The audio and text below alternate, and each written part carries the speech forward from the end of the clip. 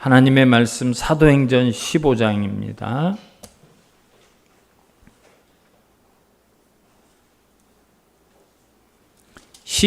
12절에서부터 21절까지 봉독해 드리겠습니다. 온 무리가 가만히 있어 바나바와 바울이 하나님께서 자기들로 말미암아 이방인 중에서 행하신 표적과 기사에 관하여 말하는 것을 듣더니 말을 마침에 야고보가 대답하여 이르되 형제들아 내 말을 들으라. 하나님이 처음으로 이방인 중에서 자기 이름을 위할 백성을 취하시려고 그들을 돌보신 것을 시므온이 말하였으니 선지자들의 말씀이 이와 일치하도다. 기록된 바 이후에 내가 돌아와서 다윗의 무너진 장막을 다시 지으며 또 그 허물어진 것을 다시 지어 일으키리니 이는 그 남은 사람들과 내 이름으로 일컬음을 받는 모든 이방인들로 주를 찾게 하려 함이라 하셨으니 즉 예로부터 이것을 알게 하시는 주의 말씀이라 함과 같으니라. 그러므로 내 의견에는 이방인 중에서 하나님께 돌아오는 자들을 괴롭게 하지 말고 다만 우상의 더러운 것과 음행과 목매에 죽은 것과 피를 멀리 하라고 편지하는 것이 옳으니 이는 예로부터 각 성에서 모세를 전하는 자가 있어 안식일마다 회당에서 그 글을 읽음이라 하더라. 아멘. 할렐루야. 오늘 본문의 내용은 사실은 지난주에 계속되는 내용입니다. 지난주에 그 예루살렘에서 총회가 열렸죠. 거기에서 일어나는 일이 오늘도 기록되어 있는데요. 제가 지난주 설교를 잠깐 정리를 해드리면 오늘 설교를 이해하는 데 도움이 되실 거예요. 안디옥 교회에 바울과 바나바가 선교 보고를 하고 돌아왔는데 안디옥 교회 자칭 성경 교사라는 사람들이 우리 예루살렘에서 왔어 이렇게 교회에 들어와서는 사람들에게 뭐라고 얘기를 하는가 하면 여러분 예수 믿는다고 구원되는 줄 압니까? 예수를 믿어야 되죠. 그렇지만 여러분 율법도 지켜야 돼요. 우리 조상 아브라함도 모세도 다윗도 다 할례를 받았습니다. 우리 다 할례를 받았습니다. 여러분들도 안디옥 교회 성도 여러분, 헬라 사람 여러분, 안디옥 사람 여러분 할례를 받아야 구원을 받습니다. 이렇게 자칭 성경 교사라는 사람들이 그렇게 이야기를 하는 거예요. 그래서 율법을 지켜야 예수를 믿는 믿음 더하기 율법 기록된 대로 할례를 받아야 된다고 가르치는 거예요. 근데 여러분 이 사람들의 정체가 어떤 사람인가? 지난주 말씀에는 그게 안 나왔어요. 오늘 본문 24절을 보면 15장 24절을 보면 이 사람들이 어떤 사람인가 기록이 되어 있어요. 제가 한번 읽어드리도록 하겠습니다. 들은즉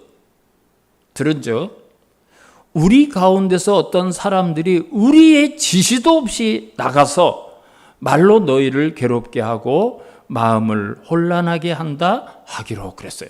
그러니까 여러분 이 사람들은 우리 예루살렘 성경교사요 하면서 이야기를 했는데 사실은 교회와 전혀 상관이 없었어요.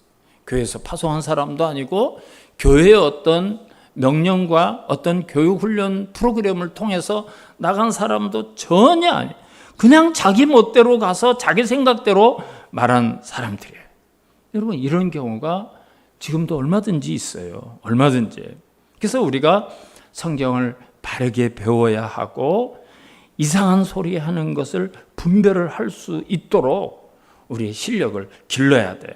결국은 안디옥 교회에서 일어났던 이 소동이 이제 예루살렘 교회까지 가서 사도들이 있는 예루살렘 교회에 가서 해결을 받아오기로 했어요. 그래서 바나바와 바울을 비롯해서 안디옥에서 간 사람들이 예루살렘에 가서 보고를 했어요. 거기서 총회가 열린 거예요. 우리 안디옥에서 예루살렘에서 오신 그런 성경 교사들이 말하기를 예수를 믿는 것 그것으로 구원을 받는 아니다. 바울과 바나바가 그렇게 이야기했지만 할례를 받아야지, 할례를. 할례도 안 받고 무슨 하나님의 백성이 된다는가, 이렇게 의견이 충돌이 되어서 문제를 해결하고 여러분의 올바른 답을 듣기 위해서 왔습니다. 이렇게 보고를 하자마자 바리새파 출신 기독교인들이 맞는 소리 했네. 어떻게 예수를 믿는 것만으로 구원을 받는단 말이야. 할례를 받아야지, 할례를 받아야지. 하나님의 자녀가 되려면 할례를 받아야지. 예루살렘 교회에서도 논쟁이 벌어졌어요. 이제 안디옥의 불똥이 예루살렘에서 막 쏟아나, 이 말 저 말 막 시끄럽게 됐어요. 그래서 사도행전 15장 7절을 보면 많은 변론이 있은 후에 베드로가 일어나 말하되 그랬어요. 많은 변론이 막 이렇게 베드로가 일어났어요. 여러분, 제 말을 좀 들어보시기 바랍니다. 저도 유대인으로서 그렇게 생각을 했습니다. 어떻게 이방인이 할례도 안 받은 그들이 구원을 받을 수 있는가? 근데 제가 기도하는데 하늘에서 부정한 음식이 내려와서 베드로야, 이거 잡아먹어라. 무슨 소리 합니까, 하나님? 나는 이런 거 한 번도 안 먹고 먹을 수 없습니다. 그랬더니 하늘에서 소리가 나기를 내가 깨끗하게 한 거를 왜 네가 부정하다 하느냐. 여러분, 이게 3번이나 반복해서 있었습니다. 저는 그거 아니라고 생각했는데 하나님께서 말씀하시기를 내가 깨끗하게 했다고 했는데 너 왜 자꾸 부정하다고 하느냐. 잡아먹으라. 그러는데 노크 소리가 나더니 이방 사람 고넬료가 와서 저를 찾아요. 그래서 저는 이게 하나님의 뜻인가 보다 하고 고넬료 집에 갔더니 그들에게 성령이 임했어요. 그들이 다 예수 믿고 구원을 받았습니다. 그 이야기를 하는 거예요. 그 얘기를. 여러분, 이게 하나님의 뜻입니다. 바울과 바나바가 한 게 맞는 거예요. 우리는 믿음으로 구원을 받습니다. 율법이 우리를 구원하지 못하면 누가 율법으로 구원받을 사람이 여러분 가운데 누가 있습니까? 예수 그리스도의 십자가 보혈로 우리는 구원을 받는 거예요. 결론을 베드로가 내렸어요. 종결을 쳤어요. 그래서 우리도 감당하지 못하는 멍에를 이방인들에게 그렇게 매지 맙시다. 이것이 예루살렘 종교회의에서 결정을 내린 내용이에요. 그리고 이제 오늘 본문 13절을 보겠습니다. 말을 마침에 베드로의 말이 마쳤고 바울과 바나바가 선교 보고를 다 했어요. 다 마침에. 말을 마침에 야고보가 대답하여 이르되 형제들아 내 말을 들으라. 야고보가 이제 일어나서 최종적으로 정리를 해주고 있어요. 여러분, 이 야고보가 제가 지난주에 말씀드린 것처럼 예수님의 동생 야고보예요. 원래 예수님의 제자 야고보 사도가 있었죠. 그 야고보 사도는 이제 예수님이 승천하신 다음에 바로 스페인으로 넘어가게 돼요. 교회사의 기록을 보면 거기에서 7년 동안 선교를 하고 예루살렘으로 다시 왔다가 모든 사도 가운데 첫 번째 순교를 당하게 되죠. 우리가 스페인의 그 산티아고 순례길을 많이 가죠. 800km를 40일 동안 막 이렇게 걷는 그 순례길이 있어요. 그 바로 산티아고라는 말이 성 야고보라는 스페인 말이에요. 그러니까 스페인이 순교를 당하고 야고보가 순교를 당하고 야고보의 제자들이 야고보의 시신을 거기다가 이렇게 안장을 한 거예요. 그래서 이제 그 야고보가 선교를 하고 야고보의 시신이 있는 그곳을 이제 중세시대 때부터 계속해서 순례를 했던 거예요. 성도들이 지금도 그 길을 순례해요. 그 야고보가 아니라 이제 예수님의 동생 야고보가 사실 이 예루살렘 교회의 감독이었어요. 쉽게 말하면 오늘날로 말하면 이제 담임 목사였습니다. 그러니까 우리가 이제 공동위회나 뭐 어떤 회의가 끝나고 나면 교회가 어떻게 해요? 제일 마지막에 담임 목사님이 결정된 내용 뭐 이런 거를 다 설명하고 마무리를 하죠. 그것처럼 이제 야고보가 일어나서 이 논의된 내용에 대해서 정리를 해주는 거예요. 오늘 보면 13절에서 15절을 다시 한번 제가 읽어 드릴 테니까 한번 잘 보시기 바랍니다. 야고보가 뭐라고 정리를 하는지. 말을 마침에 야고보가 대답하여 이르되 형제들아 내 말을 들으라. 하나님이 처음으로 이방인 중에서 자기 이름을 위하여 백성을 취하시려고 그들을 돌보신 것을 시므온이 말하였으니, 이게 베드로가 바로 고넬료를 세례주고 구원시킨 그 사건을 이야기하는 거예요. 이방인 가운데 처음으로 고넬료가 그렇게 세례를 받고 성령을 받았죠. 15절 선지자들의 말씀이 이와 일치하도다 기록된 바, 이랬어요. 이게 바로 선지자님이 예언했던 내용들이다. 이미 우리 선지자들이 이렇게 이방 사람들이 하나님의 백성이 될 것을 예언을 했다. 그래서 16절, 17절 그 내용이 아모스에 나오는 예언이요. 아모스 9장 11절과 12절의 내용입니다. 제가 아모스 여기에 나오는 거라고 아모스 9장 12절하고 조금 달라요. 그래서 아모스 9장 12절을 한번 제가 읽어드릴게요. 아모스가 뭐라고 예언했는가 보세요. 그들이 에돔의 남은 자와 내 이름으로 일컫는 만국을, 그러니까 하나님의 백성으로 될 하나님을 믿는 만국 사람들이 기업으로 얻게 하리라. 이 일을 행하시는 여호와의 말씀이니라. 그러니까 아모스를 통해서 하나님께서 이미 얘기했다는 거예요. 에돔이라든지 다른 민족들 또는 열방의 많은 사람들이 하나님의 이름으로 하나님의 백성이 될 것이라는 것이 이미 다 예언이 되어 있지 않습니까? 야고보가 아주 성경 지식이 굉장히 많았어요. 그래서 이제 그 이야기를 그렇게 결론을 내린 거예요. 그러니까 이방인 중에서 하나님께 돌아오는 자들을 괴롭게 하지 맙시다. 괴롭게 하지 맙시다. 우리도 지키지 못하는 율법을 왜 그들에게 자꾸 율법 지키라, 그래야 구원을 받느냐, 그렇게 이야기합니까? 그 이야기를 야고보가 결론을 다 내렸어요. 근데 사실은 예루살렘 교회에서 이 할례의 문제 말고 또 하나의 문제가 이야기가 됐었어요. 성경에는 지금 이게 안 나왔고 이제 야고보가 이야기를 하는 거예요. 그것이 어떤 논쟁거리가 있었는가 하면 오늘 본문 20절하고 21절을 한번 보시기 바랍니다. 19절에서 하나님께 돌아오는 이방인 중에서 하나님께 돌아오는 자들 괴롭게 하지 말자, 요 하나의 결론을 내렸고, 이제 20절 21절에 또 하나가 있어요. 20절을 제가 읽을게요. 다만 우상의 더러운 것과 음행과 목매어 죽인 것과 피를 멀리하라고 편지하는 것이 옳으니, 이는 예로부터 각 성에서 모세를 전하는 자가 있어 안식일마다 회당에서 그 글을 읽음이라 하더라 그랬어요.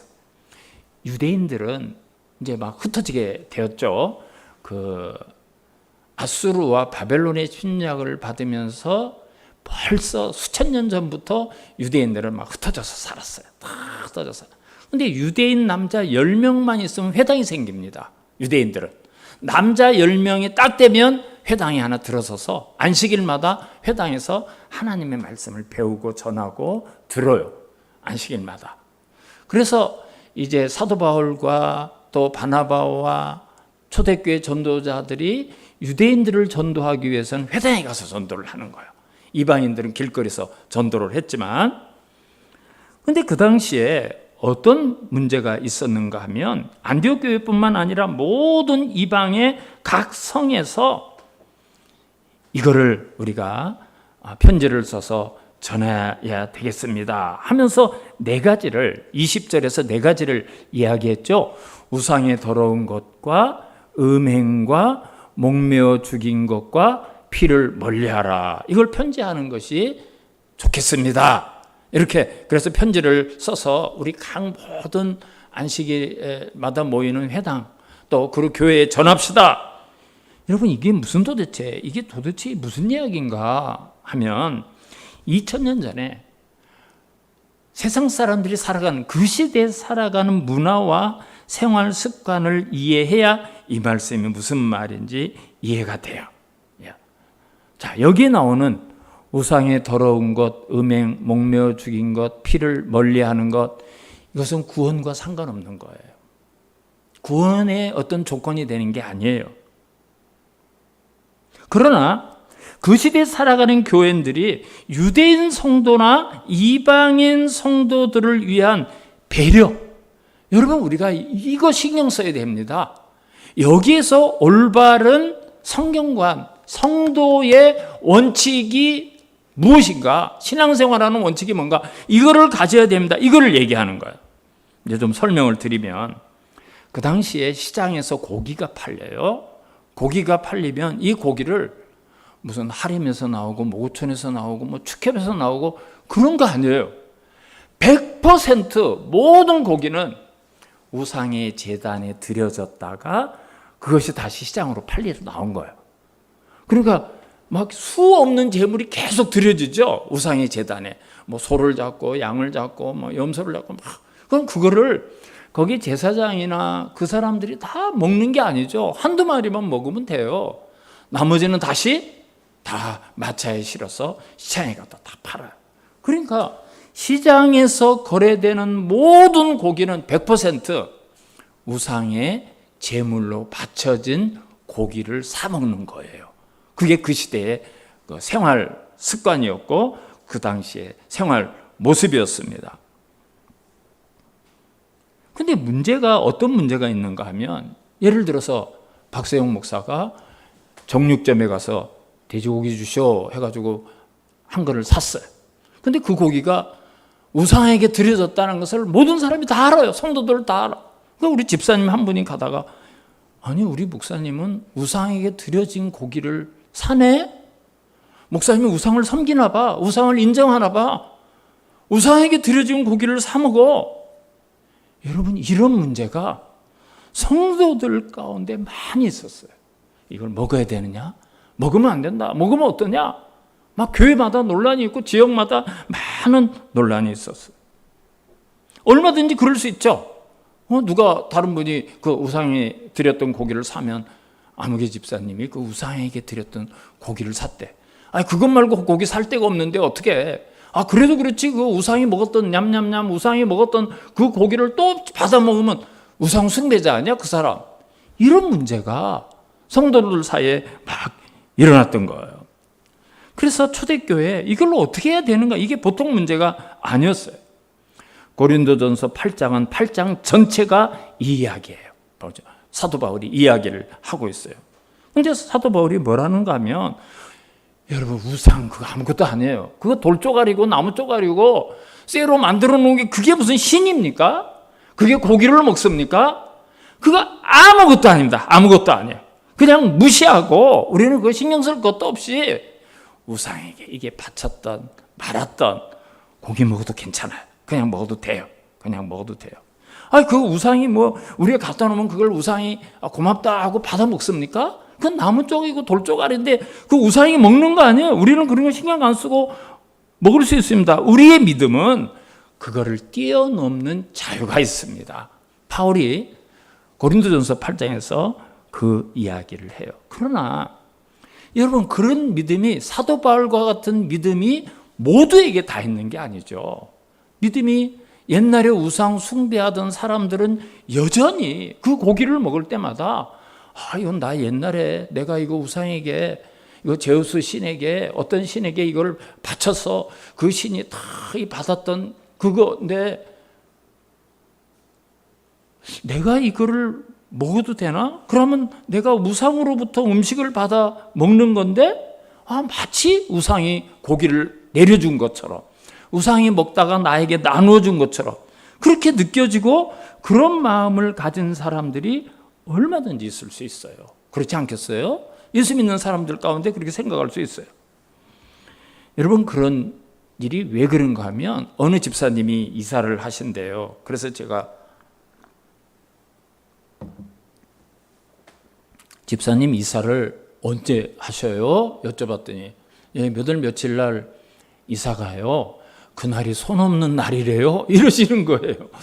아니 집사님 무슨 손 없는 날을 뭐 찾고 그래가지고 이사를 가세요? 그랬더니 같은 가위면 좋은 날 가야죠. 이사를 이러시는 거예요, 집사님이. 그러니까 이 집사님이 무슨 손 없는 날이 뭐 며칠이라고 얘기 들었는데 저는 기억도 못해요. 그래 안 믿는 사람들은 그 손 없는 날을 택해서 이사를 가잖아요. 그 요일을 그 날짜를 찾아가. 근데 이 집사님이 같은 가위면 저 이제 새롭게 이사를 가는데 그런 손 없는 날을 택해서 좋은 날 이사를 해야 되지 않겠습니까? 여러분 집사님도 그래요. 집사님 신앙에 그런 분을 가진 분이 있어요. 뭐 하기사 안수 집사님도 자기 부인 권사님이 저한테 그러더라고요. 자기 남편이 베개 속에도 부적을 사다가 놓고 또 양복 속에도 부적을 사놓고 또 우리 집사님이 다니는 회사 장로님인데 사장님이 회사가 안 된다고 굿을 하는 사람 불러와. 여러분 그런 신앙을 가진 사람들이 얼마든지 성도 가운데 있어요. 그러니까 대부분의 성도들이 바르게 신앙생활을 잘하고 계시지만 일부 성도님들은 우상을 옛날 섬기던 그 흔적 그게 남아있어가지고 우상을 두려워하고 우상이 여전히 나에게 어떤 귀신이 나에게 역사하고 간섭한다고 믿는 사람들이 있는 거예요. 그러니까 우리 성도들 가운데 정육점에 가서 우상에게 드려졌던 고기를 사 먹는 것을 보고 저분도 우상 숭배하는가 봐. 우상을 섬겨도 귀신을 섬겨도 괜찮은갑다. 그런 일이 초대교회에 막 생겼어요. 그래서 사도 바울은 나는 그거 전혀 신경 안 쓰고 얼마든지 먹을 믿음이 있고 자유함이 있지만 혹시 나 때문에 내가 그 고기를 먹는 거를 보고 실망하고 낙심하고 또 시험에 들을 성도가 있다면 나는 영원히 고기를 먹지 않겠다 그랬어요. 한번 볼까요? 한번 우리 조금 살펴보겠습니다. 고린도전서 8장을 성경이 한번 나올 거예요. 고린도전서 8장 4절부터 이제 나오게 되는데요. 제가 1절을 조금만 읽어줄게요. 1절만. 우상의 제물에 대하여는 우리가 다 지식이 있는 줄을 아나. 우상의 제물에 대해서 우리가 지식이 다 있다 이거예요. 고린도 교회 성도들이. 지식은 교만하게 하며 사랑은 덕을 세우나니 그랬어요. 이 지식이 사람을 교만하게 할 수가 있어요. 근데 사랑은 덕을 세운다. 덕이에요, 덕. 믿음이 연약한 성도들을 위해서 하는 게 그게 바로 덕입니다. 4절부터 좀 읽어드릴게요. 그러므로 우상의 제물을 먹는 일에 대하여는 우리가 우상은 세상에 아무것도 아니며 또한 하나님은 한 분밖에 없는 줄을 아노라. 우리 그런 믿음을 가졌어요. 성도들도 그런 믿음을 가졌고 바울도 그런 믿음을 가졌어요.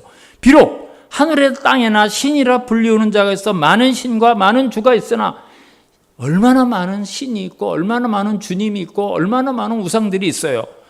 그러나 우리에게는 한 하나님 곧 아버지가 계시니 만물이 그에게서 났고 우리도 그를 위하여 있고 또한 한 주 예수 그리스도께서 계시니 만물이 그리 말미암고 우리도 그로 말미암아 있느니라. 그러나 이 지식은 이런 지식이 있지만 그러나 이 지식은 모든 사람에게 있는 것이 아니므로 그러니까 예수를 믿지만 이런 지식이 없는 사람이 있다는 거예요. 교회를 다니지만 하나님 외에 다른 신이 있다고 믿는 사람이 얼마든지 있다는 거죠. 얼마든지.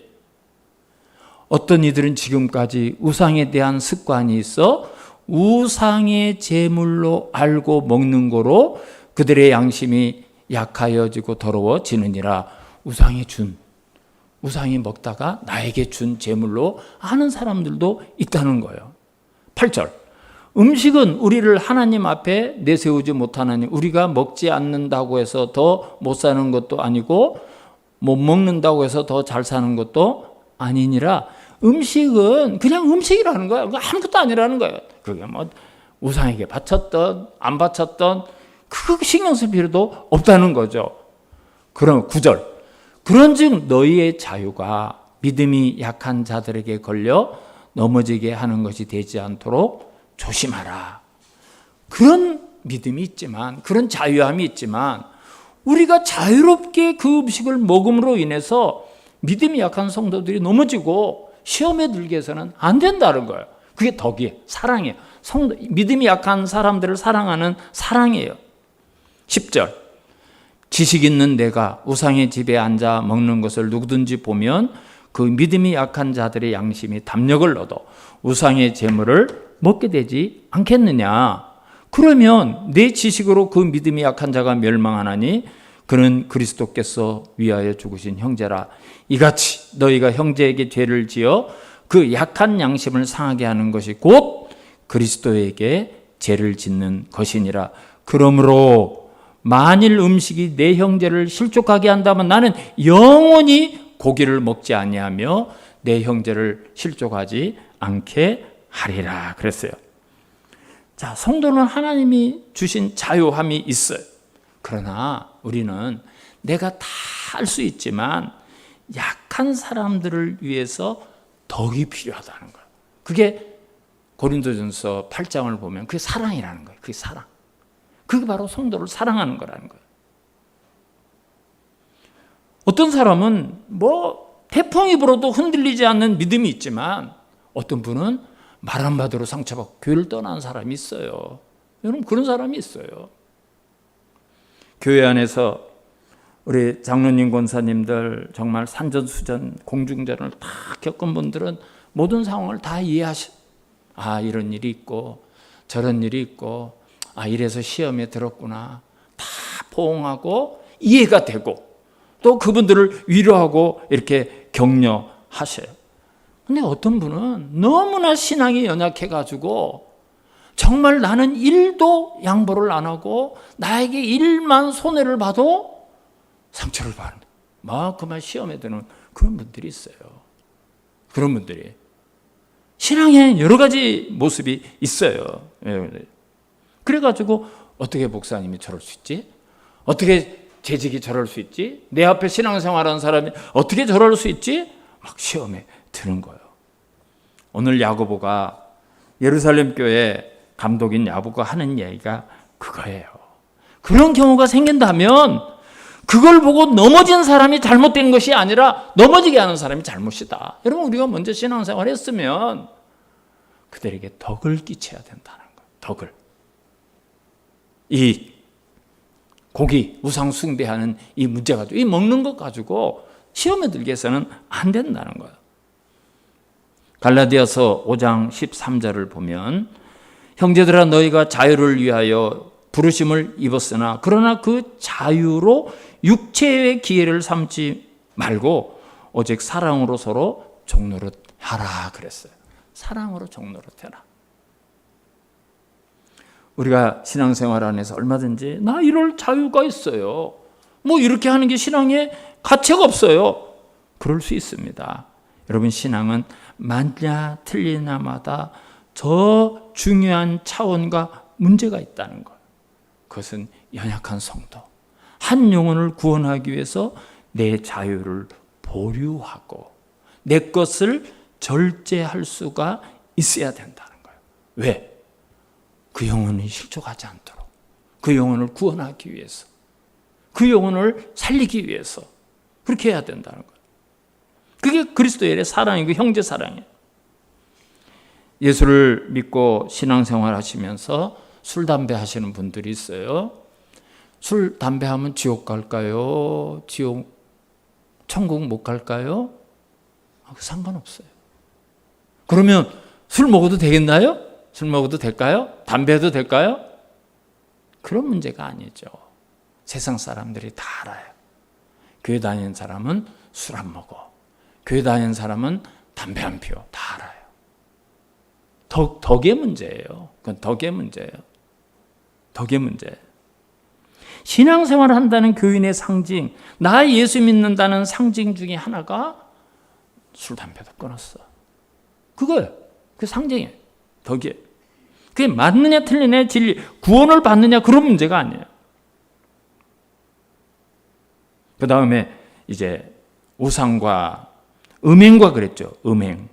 그 당시에는요, 신전에서 제사를 드렸죠. 그리고 갑니다 하고 오는 게 아니에요. 거기에는 고린도 지방에는 그 신전에 1000명의 여자 사제가 있었어요. 1000명의. 늘. 그 여자 사제와 그 다음에 매음의 관계로 가는 거예요. 몸을 파는 거, 그 사람 돈 주고. 그런 일이 일어나요. 공식적으로. 얼마나 타락한 시대인지 알겠죠? 얼마나. 그리고 그런 신전에서는 그 제사 드리는 것이 끝나는 게 아니라 그 정도로 타락했어요. 그것뿐만 아니라 그 시대의 모습은 사촌과 결혼하고 형제들 간의 결혼, 이런 일도 일어나요. 성경은 엄격하게 금하죠. 그런 거. 엄격하게 금하죠. 그래서 오늘 본문 21절을 보면 이는 예로부터 각 성에서 모세를 전하는 자가 있어 안식일마다 회당에서 그 글을 읽음이라 하더라. 회당에서 늘 이런 그 레위기라든지 이런 율법을 가르쳤는데 거기에서 우리가 이런 편지를 보내서 그걸 멀리하라고 우리가 그렇게 하자, 그 이야기를 하는 거예요. 이거는 구원을 받느냐 못 받느냐 그런 신학의 문제가 아니라 복음을 전하는데 걸림돌이 되는 덕과 도덕적인 문제는 우리가 규칙을 정해서 편지를 정해서 좀 덕스럽게 하자, 이걸 야고보가 이야기를 하는 겁니다. 그 다음에 목매어 죽인 것과 피, 이거는 유대인들은 절대 이런 걸 안 먹어요. 왜? 유대인들의 그 레위기를 보면 어미와 새끼를 함께 삶지 말라, 피채 먹지 말라, 이런 게 있어요. 그거는 사실 구원과 상관없습니다. 구원과 상관없는데 우리 그거 멀리하자. 그런 거. 그거 나 자유 얻었다 해가지고 막 그렇게 하지 말고 유대인들하고 자꾸 부딪히고 시비 걷고 그렇게 하지 말라는 거예요. 예를 들면 이런 경우예요. 디모데를 잘 아시죠? 바울의 제자 디모데가 헬라인입니다. 헬라인이에요. 아버지가 헬라 사람이고 어머니가 유대인이고 외할머니가 유대인이에요. 그러니까 혼혈이죠. 아버지는 헬라 사람이고 어머니는 유대인이요. 디모데가 할례를 받았을까요? 안 받았을까요? 안 받았죠, 당연히. 아버지가 헬라 사람인데 할례를 왜 받아요? 자, 지금 예루살렘 교회에서, 안디옥 교회에서 사도 바울과 바울이 자, 구원은 할례가 해당되는 거 없다, 그렇게 얘기했어요. 근데 여러분, 디모데가 할례를 받습니다. 디모데가 할례를 받아요. 왜 받을까요? 유대인들에게 복음을 전하는데, 유대인들을 만나서 복음을 전하는데, 야, 너는 뭐 할례도 안 받았고 너는 헬라 사람이잖아. 네 엄마가 뭐 유대인이라지만 뭐 네가 뭘 알겠어? 무슨 하나님에 대해서 얘기하고 복음이 안 되는 거예요. 그러니까 사도 바울이 디모데야, 너 할례 받는 게 어떻겠냐? 예, 좋습니다. 할례를 받습니다. 뭐 때문에요? 유대인들을 구원하기 위해서. 유대인들을 구원하기 위해서, 복음의 걸림돌을 없애기 위해서. 그게 구원과 상관없는 걸 알지만 복음을 위해서, 한 영혼을 구원하기 위해서 그러는 거예요. 그게 뭘 얘기하냐? 그게 바로 그리스도인의 덕이에요. 우리가 신앙생활하면서 이게 성경적이지 않습니까? 뭐 신앙인은 이런 자유가 있지 않습니까? 우리가 예수 그리스도의 보혈로 구원을 받고 그리스도인이 되었기 때문에 많은 부분의 자유가 있죠. 많은 부분의 자유가 있죠. 그러나 그것이 내가 가진 자유가 연약한 사람들을 시험 들게 하고 넘어지게 하고 걸리게 하는 문제라면 내가 앞서 믿은 사람으로서 절제할 수가 있어야 되고 그것을 넘어지지 않도록 해야 될 자세를 가져야 돼. 이게 신앙생활의 원칙이라는 거예요. 오늘 야고보 사도가 하는 이야기가 그 이야기예요. 예루살렘 갑니다. 이거를 우리가 모든 성도들에게 편지를 써서 각 성에서 교훈을 시키도록 하자. 수편지를 써서 보내자는 겁니다. 그런 차원에서 저와 여러분이 우리가 예수를 믿고 신앙의 자유를 가졌지만 뭐 내가 내 신앙인데 남이야 다치든지 말든지 내 신앙대로 산다 그러는 것이 아니라 언제나 우리의 시선은 연약한 성도를 살펴보고 그 성도를 넘어지지 않게 하고 신앙의 깊이가 있는 분들이 그렇게 절제를 하는 아름다움과 덕이 신앙생활 속에 있어야 된다는 말씀입니다. 아무쪼록 우리 성도들 모든 분들과 함께 어울려지는 아름다운 공동체, 또 지혜로운 신앙생활이 될 수 있기를 주님의 이름으로 축원합니다.